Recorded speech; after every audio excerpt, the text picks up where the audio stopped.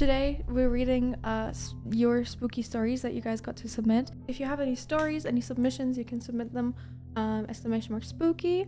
I will go through them, maybe not in this stream, but the next one. I'm gonna do this for multiple streams, so don't worry if yours doesn't get read today. It might be getting read next time. Yeah, I know English. The mods have put a warning for the stream, a trigger warning for death, so I want you guys to be aware of that.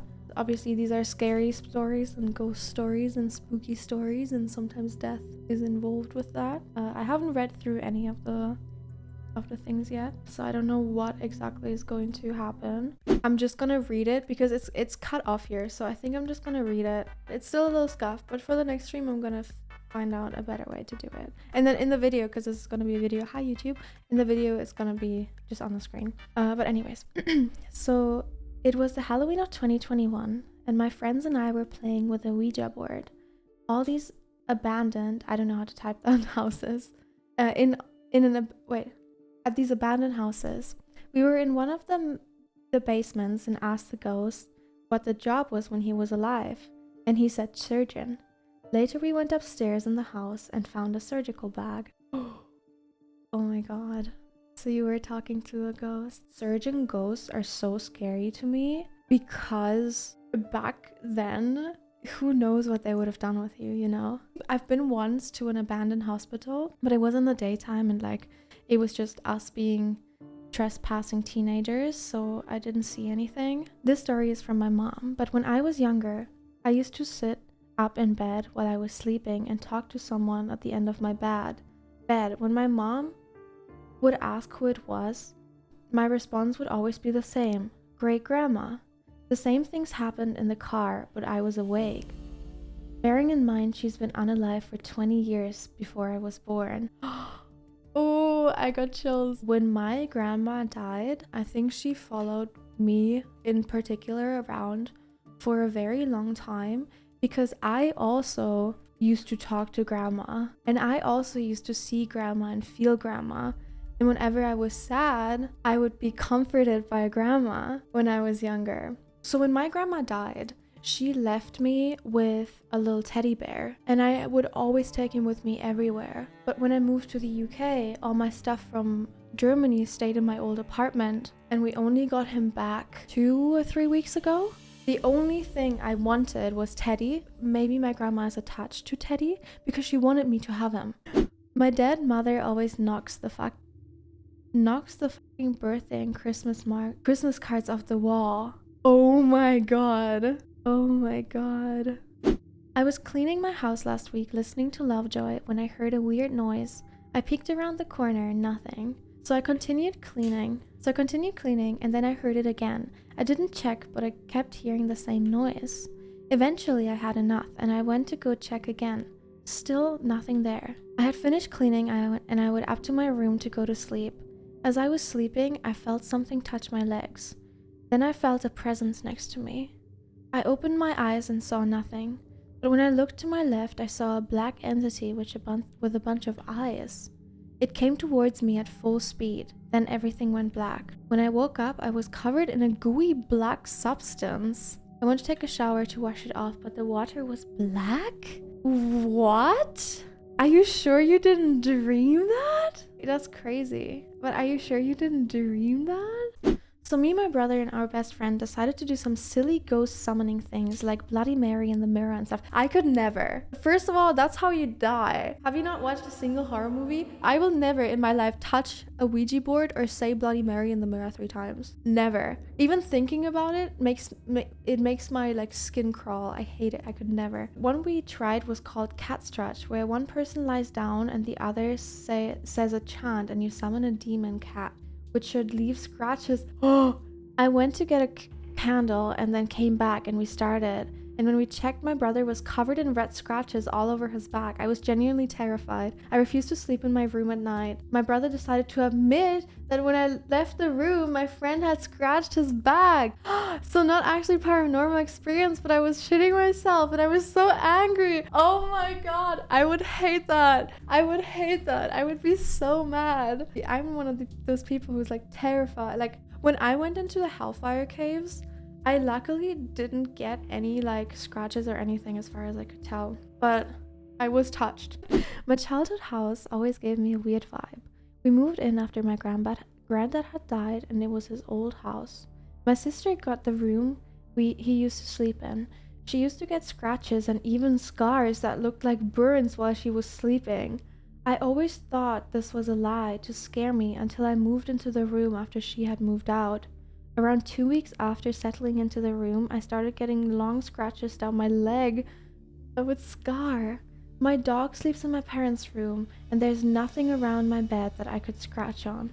It's not clear what it was, but it has made me believe in ghosts a lot more than I did. Get out of that house. Get out of that room. That is so scary. My grandfather died when I was 3. My entire childhood, I've remembered his death in detail. My grandma, my niece, and I were making cookies in the kitchen, and my grandpa went to the shed in the garden for tools to fix the water pipe. He walked to the shed and got his toolbox.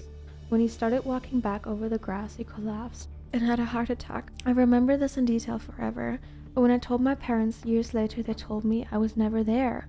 My granddad passed away when I was at home with my parents. I'm 100% sure it wasn't a dream. That's so interesting because it could have been a dream, but I have dreams like that and they feel so real and they look so real to me. And then the things actually happen, but I know I'm not there. Like I know I wasn't there. One day a family that gave bad vibes gave my family a tiger stuffed animal as a gift. One time after I didn't give it to them, I put the stuffed animal on the couch because I was playing with it, and I went to my room to bring another one and play with both of them. Just when I left the room, the tiger stuffed animal was no longer on the couch, but it was near the entrance of my room. Then I ran to my parents' room and told them what happened. In the end, they ended up throwing the stuffed animal in the garbage. Burn it! Burn it! Burn the stuffed animal, what the hell? And you don't have siblings that could have played a prank on you? Because you know that can happen, but burn it! That's gonna be my response to a lot of these things. I'm like, burn it! When I was 12, I decided to have a go at the Ouija board. Don't do that. Well, let's just say it didn't go well because for the next week, I had the worst luck in the world. First, my dad lost his job. Then my next door neighbor's house was set on fire at 3 in the morning. Then my dog died. Then I lost my house keys and got locked out. And things just kept going wrong. And as soon as I got rid of the board, everything was fine. You know what? That shit happened to me. After the Hellfire Caves, I keep saying like it's a coincidence. It isn't real. But after the Hellfire Caves, for 2 months, I had the worst luck ever. Every day something went wrong. I was praying for one good thing to happen and everything just went downhill and everything like went wrong. I believe you. I fucking believe you. Because I keep saying it must have been a coincidence, but oh my god, the things that happened, it was like one thing after the other. I have a story. At the podcast recording that I did with Zach and Jared that I just did this week, I was telling them about the Hellfire Caves. I was telling them about my experience and while I was telling the story, the camera that was pointed towards me started getting blurry and then turned off. And I go, has this happened before? And they're like, no, this has never happened before. And it was while I was telling this my experience and my stories about the Hellfire Caves. I have been practicing witchcraft for 6 years now, since I was 11, and part of my practice is communicating with spirits. I started communicating with a spirit via tarot cards and pendulums about 2 years into my practice. After a while, he revealed to me that his name was Elijah. I continued to communicate with him for years. We still talk sometimes. One day a few years ago, my friend wanted to try using a spirit box to do the Estes method. And when we did that, I was talking to a spirit and asked its name and it said Elijah. I freaked out because now I feel like I had confirmation that I wasn't crazy and that this wasn't some coincidence. Oh my god, that's crazy. I hope you were talking to Elijah at the same place and he wasn't following you, because that would be scary. This happened a few months ago now. I was sat on my bed about to put my phone down to go to sleep, and I got up to turn off the lights. I noticed a shadow that looked very much like her silhouette. I have a photo of this, so if you like to see it, I would find a way to show you. A few days later, I saw a feather on the floor near the area I saw the shadow. This would be a coincidence to most people. However, her and birds have a close connection due to being a brownie leader. Oh, like a Girl Scouts leader. Thank you. They are known as brown owls, which adds to the whole experience in general. The whole night was extremely weird, but calming as I had a horrible panic attack a few hours before this event. This experience means a lot to me. That is scary. I would love to see the picture. This is what they sent. It definitely looks like a human. Like it obviously, wait, I was gonna say it obviously looks like it could be the reflection of this, but it would stop here. Oh, this box? Oh, I guess I see it. We never really talked about it for a few years, but since I don't have much contact with this friend anymore, maybe it's worth telling. When we were exploring abandoned buildings outside our town for fun after school, we found something very bloody in the shower in one of the houses, which looked like a rat at first glance, but was a dead iguana at second glance. But we thought nothing of it, continued to explore the mystical buildings anyway, and had a lot of fun, especially when we found a very clean and private pool in one of the gardens/backyards.